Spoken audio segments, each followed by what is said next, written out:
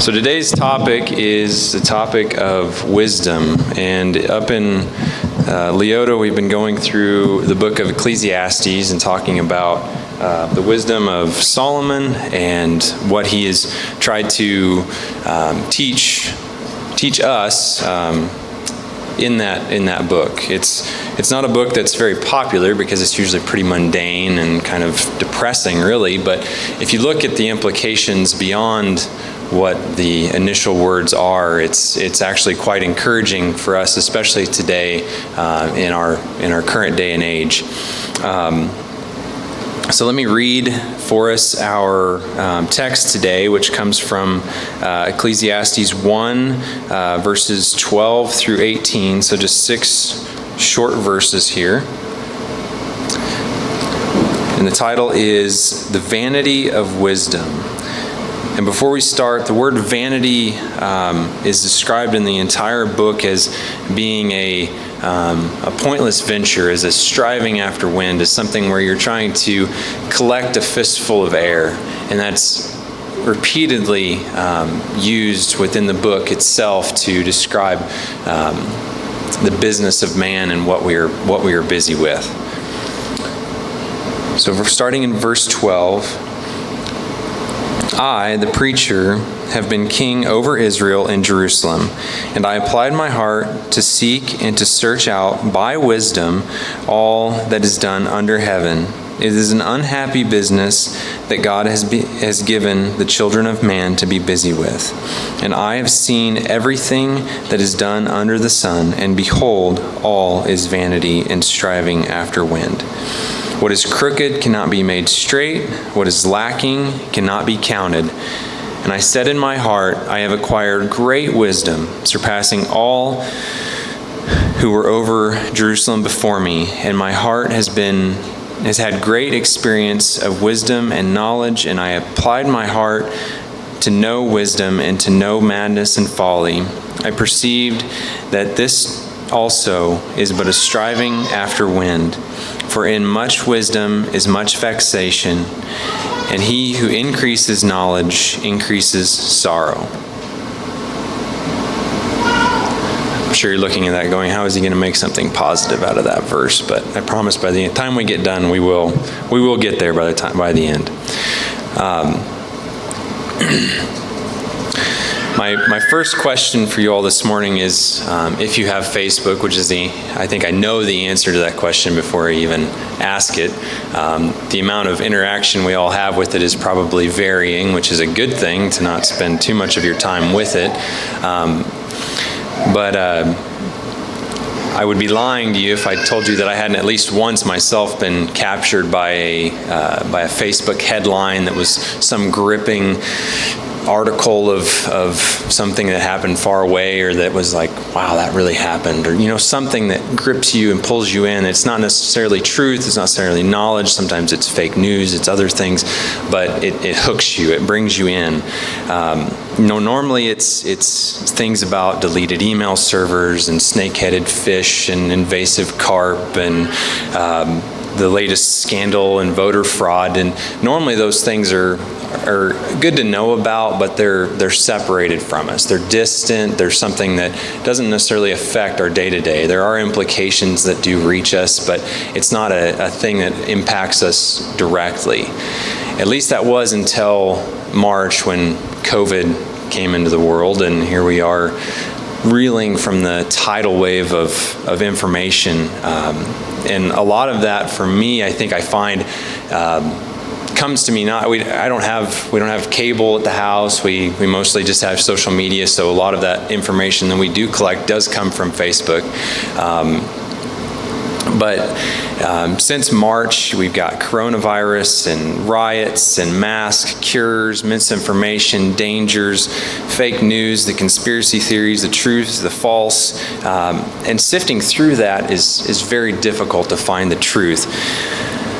And don't get me wrong, I never pass up a juicy, far-fetched conspiracy theory or the idea that Loch Ness Monster or maybe Bigfoot might still exist. I think a little boy inside me still wants to find that thing that hasn't been found. But what I'd like to highlight here today is that being in the right or knowing the answer is part of our DNA. It's what's allowed us to survive to this point, is having the right answers, being able to have enough knowledge to survive. And it puts us in that place of the know. And now where these ideas and information that we have don't necessarily affect our survival so much, we promote them as if they did. And what I'm trying to get to here is that when we see those far-fetched headlines of snake-headed car or fish and all of that other stuff that's going on, or rockets that return on their own to from space with a multi-million-dollar car in the point of it, like, those stories are important to us because they put us in the place of the know. They give us the information where maybe we know something that somebody else doesn't know, and that elevates ourselves to where we feel like we're then the expert in that topic. And that's what I think fascinates us about those things. But the problem here that I want to address is that by putting ourselves in the know, we become the only one that we think is right. And when we become right, we think we're right, that is the problem. So many of these social media platforms the comment sections are full of just people bashing on each other, going back and forth, and they forget to look across the aisle and flip that coin over and see on the other side a thinking, living, breathing human being that is made in the image of God just like they are. And that is our attitude that we should come into this today with, is that we are all in this together. We're all in the same team, and God came for all of us, and that this idea of being right is the problem that I'm trying to address today.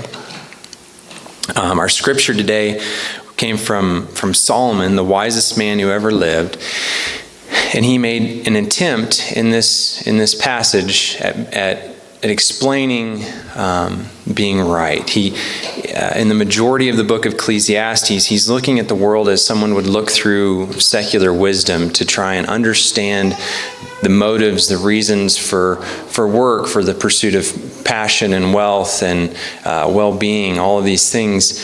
And he comes up lacking. You see, God's wisdom is the only wisdom that we can truly rely on. So Solomon is bringing to us, he's identifying the problem, and then if we look close enough, we can also see where the answer is coming from.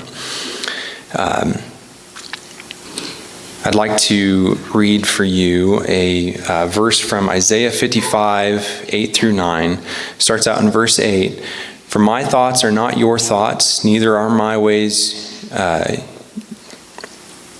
my thoughts are not your thoughts, declares the Lord. For as the heavens are higher than the earth, so are my ways higher than your ways, and my thoughts than your thoughts. We have to understand here that our wisdom and the idea of wisdom comes nowhere close to comparing with God's wisdom because of His sovereignty and where He is. So as we embrace this, let's see where Solomon takes this. And I'd like to start with the first point, which is that we need to recognize our current reliance on secular wisdom and what that is. And secular wisdom itself is a denoting of anything that would have spiritual or religious bias, that would draw some information or knowledge from somewhere of divine revelation. And some examples of what secular wisdom might sound like in our day-to-day lives, or something that would be a little snippet of what we really rely on, would be ideas like make money, not excuses. It's better to be lucky than good. No pain, no gain. Follow your gut. Work hard and someday you will arrive at wealth and prosperity. In a lot of ways, it's the new American dream. And another example of this would be modern medicine. There's I'm so thankful that there are so many people that are dedicated to learning about the human body and ways to save it, ways to improve it, and protect us from viruses and from disease. And it in itself is a practice. They call it a practice because it's constantly evolving. What was true maybe 5 years ago is not true today. This is extremely evident in ideas of diet plans. Do we eat all of the bacon or none of the bacon? Do we have all the cholesterol or no cholesterol? Do we eat all protein or all carbs or which? It's constantly changing about what the best way to do it is. But that means that they're constantly evolving. But it also means that that from day to day we don't necessarily know what to believe, and that problem just continues to evolve. Another example of this would be if we take a step backward in time, before germs were understood, before germ theory, before infections were even thought of as something other than an evil spirit or a superstitious thought about them. We would go back to the mid-1850s to a hospital in Vienna, Austria, where there was a young physician named Semmelweis. And being a young physician, he wasn't necessarily the most revered in his profession, but he had a dumb stroke of luck, of mundane luck, where he'd been trying to figure out this problem that they had. And the problem they had was that they were losing mothers to a disease that they called childbed fever, which they would come down with after having a child, and they were losing between 300 and 500 mothers a year from this disease. It was terrible. And he set out to try and find a way to avoid this, to save these mothers.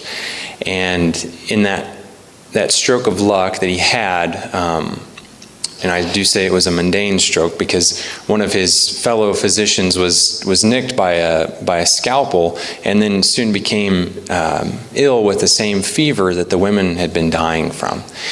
Semmelweis makes the connection that something from that scalpel and that cut was the only thing different in his surrounding or his environment, and makes the connection that something, he didn't know what at the time, had infected him and made him sick. So before like I said, this is before germ theories, before they actually knew that it was germs that were causing this, he enacted a strict and rigorous hand washing routine before anyone would enter the operating room or the delivery room.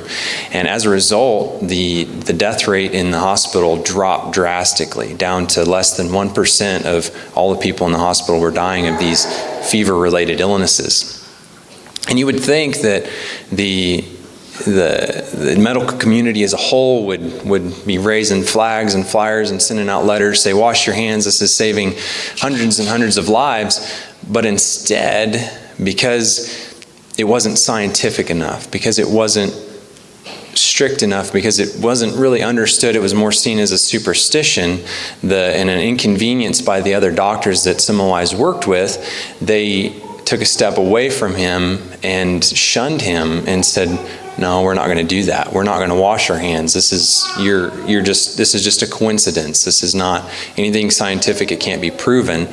And as a result, the rates of mortality went back up. And that's the sad truth of secular wisdom, that instead of accepting what was true, what Semmelweis had learned and understood before his time, was something that could have saved a lot of people, but didn't, because it wasn't accepted. It wasn't the secular idea of wisdom of the time, and as a result, there were dreadful consequences of that.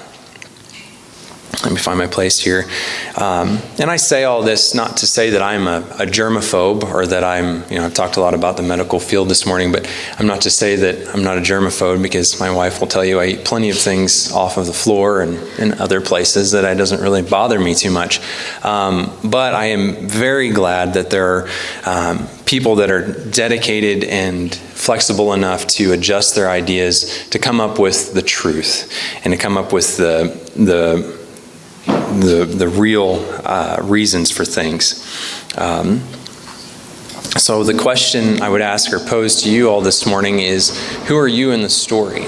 Are you Semmelweis looking for the answer? Are you the mother who has to go to the hospital? Are you the other doctors that are rebelling against this new idea or against what is actually the truth? Are you denying the results of Christ's work in your life, or are you allowing him to flow through you?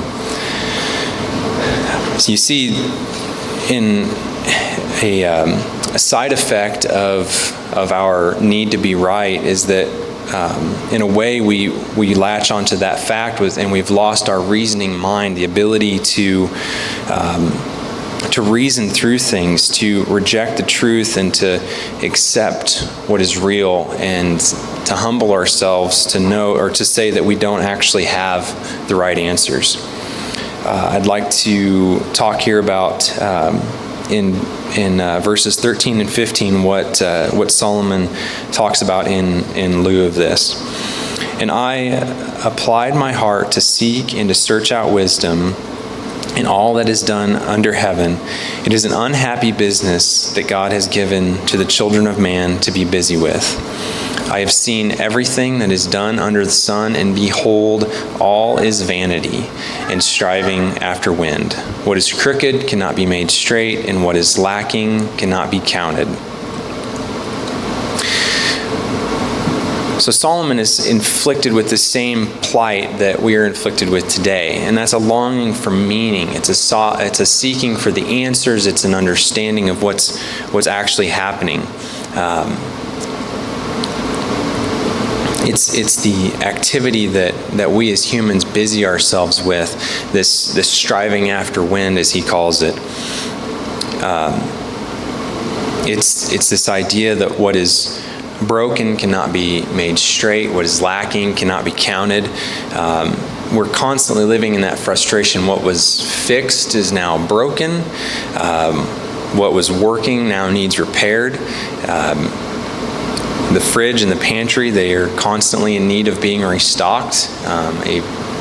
Something that I'm sure that Sarah and I were expecting a baby, and I'm sure that we'll understand soon what you all understand of how often that pantry needs restocked soon. I know we don't yet, but and it goes into our vocational lives as well. The grain that we hoped to harvest is not there when we go to collect it. Wells run dry. Fuel tanks need refilled on our vehicles in our yards, and we think we know the right answers, but we end up being dead wrong. But this is just the way of things, and that's what Solomon is pointing out here before we get to the hope in the later part of this message.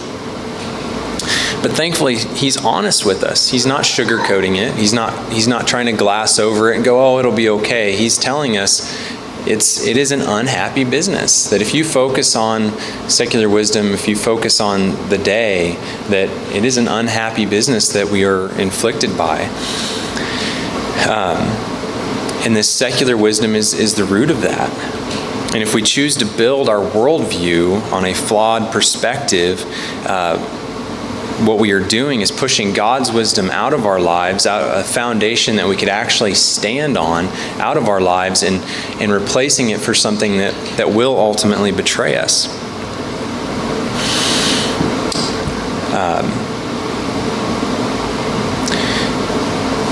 Instead of trying to strive to find answers that will make us wealthy or famous or powerful, you might be saying to yourself that that's not me, or that's not what I do. But that, I think, you'll have to examine yourselves. I can't decide that for you.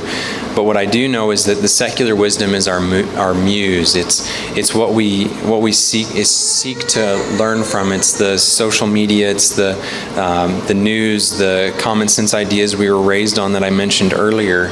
It's the just be a good person and life will work out. It's live the American dream. It's better to be lucky than good. Follow your gut. All of those things.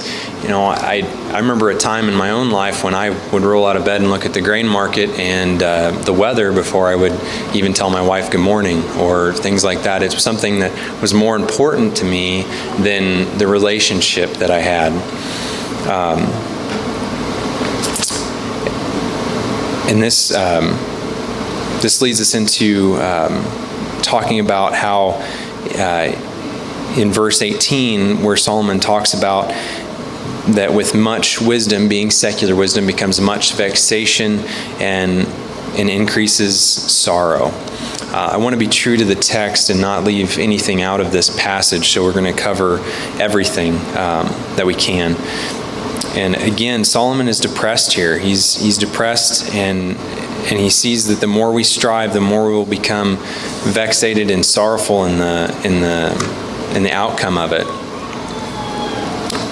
And again, put simply, that is us building our lives on secular wisdom and not building our lives on a solid foundation, on God Himself. An example from the recent, even in the last 100 years of this would be Charles Ponzi and Bernie Madoff are two names that people can remember.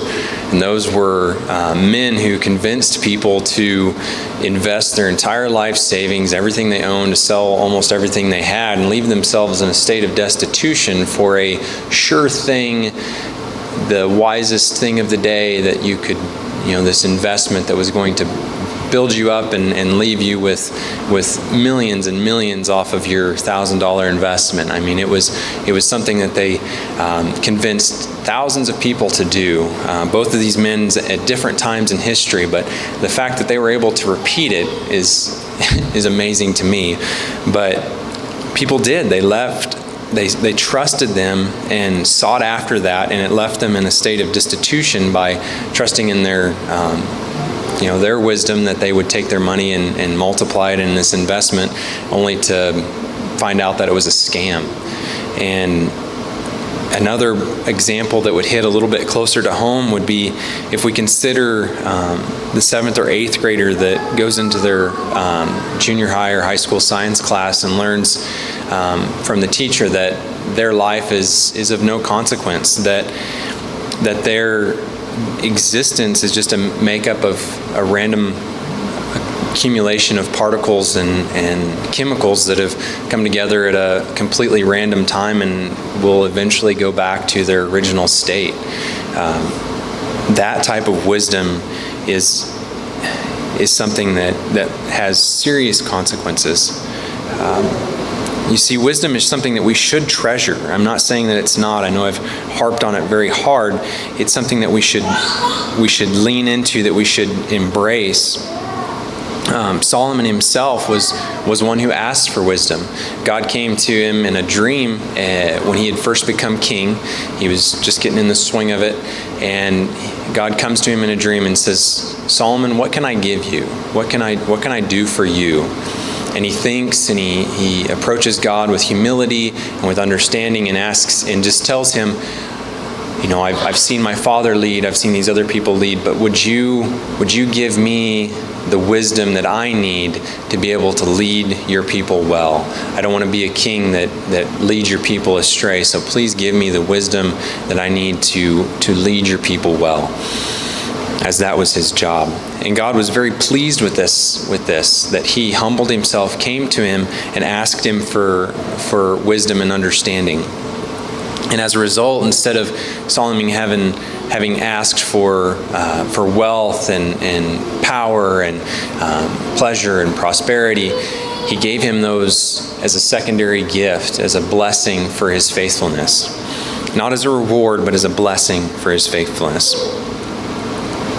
In Ecclesiastes 16, we see how Solomon is talking about his amount of wisdom, where he's at, and I think it builds his credibility with us. He said that, "In my heart I have acquired great wisdom, surpassing all who were over Jerusalem before me, and my heart has had great experience of wisdom and of knowledge." You see, if anyone was qualified to understand this topic, it was Solomon. He says following verse 16 and verse 17 that he applied himself to understand wisdom and to also understand madness and folly. He looked at both ends of the spectrum, but he learned that this too was just a chasing after wind. So what's the application here today? Why should we care about the unfiltered wisdom of Ecclesiastes?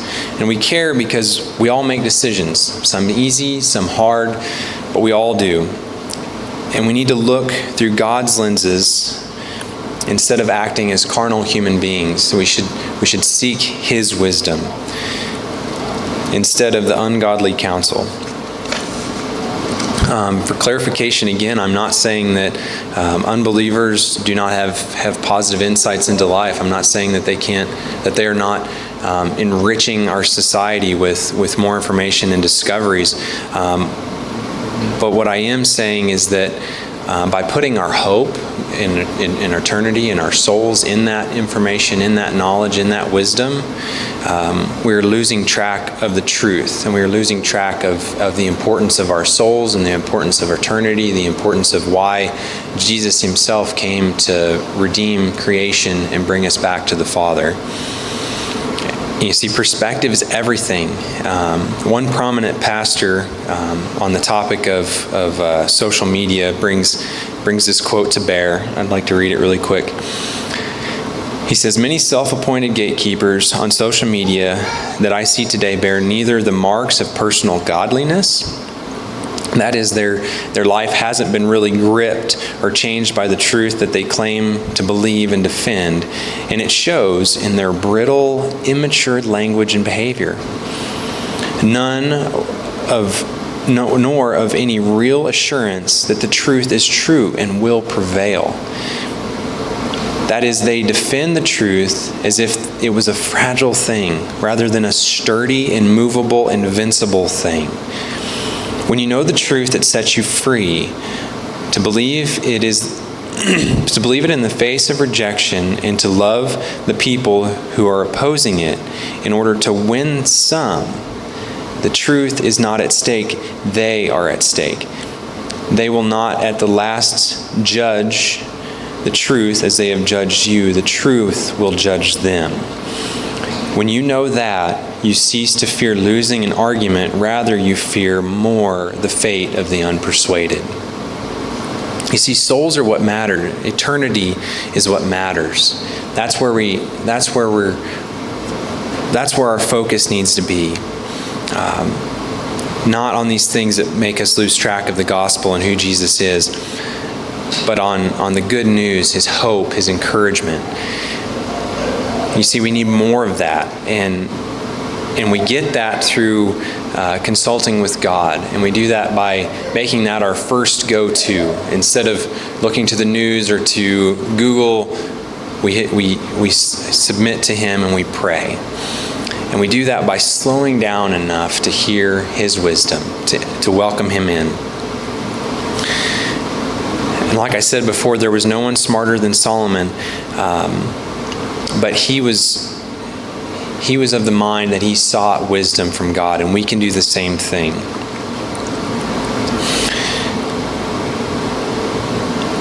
And we also see that in our example of Jesus, that in the Gospels, He repeatedly went off by Himself and sought time with the Lord, sought time to pray and to listen to His Father, to ask Him for wisdom, to ask Him for direction, even in His, even though He was the God-man.